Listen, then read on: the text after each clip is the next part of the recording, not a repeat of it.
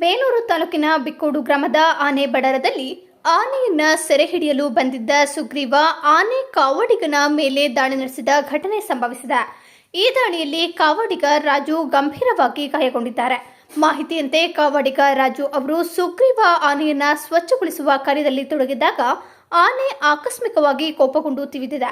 ದಾಳಿಯಿಂದ ರಾಜು ನೆಲಕ್ಕುರುಳಿದ್ದು ಸ್ಥಳದಲ್ಲಿದ್ದ ಇತರ ಸಿಬ್ಬಂದಿ ತಕ್ಷಣ ನೆರವಿಗೆ ಧಾವಿಸಿ ಅವರನ್ನ ರಕ್ಷಿಸಿದ್ದಾರೆ. ಗಾಯಗೊಂಡ ರಾಜು ಅವರನ್ನ ತಕ್ಷಣವೇ ಬೇಲೂರು ಸಾರ್ವಜನಿಕ ಆಸ್ಪತ್ರೆಗೆ ಕರೆದೊಯ್ಯಲಾಗಿದ್ದು ಅಲ್ಲಿ ಪ್ರಾಥಮಿಕ ಚಿಕಿತ್ಸೆ ನೀಡಲಾಗಿದೆ. ನಂತರ ಹೆಚ್ಚಿನ ಚಿಕಿತ್ಸೆಗೆ ಹಾಸನ ಜಿಲ್ಲಾ ಆಸ್ಪತ್ರೆಗೆ ರವಾನಿಸಲಾಗಿದೆ ಎಂದು ತಿಳಿದುಬಂದಿದೆ. ಘಟನೆ ಬಳಿಕ ಆನೆ ಬಡಾರದಲ್ಲಿ ಕೆಲ ಕಾಲ ಆತಂಕದ ವಾತಾವರಣ ನಿರ್ಮಾಣವಾಗಿದ್ದು ಅರಣ್ಯ ಇಲಾಖೆ ಸಿಬ್ಬಂದಿ ಆನೆಯನ್ನ ನಿಯಂತ್ರಣಕ್ಕೆ ತಂದಿದ್ದಾರೆ.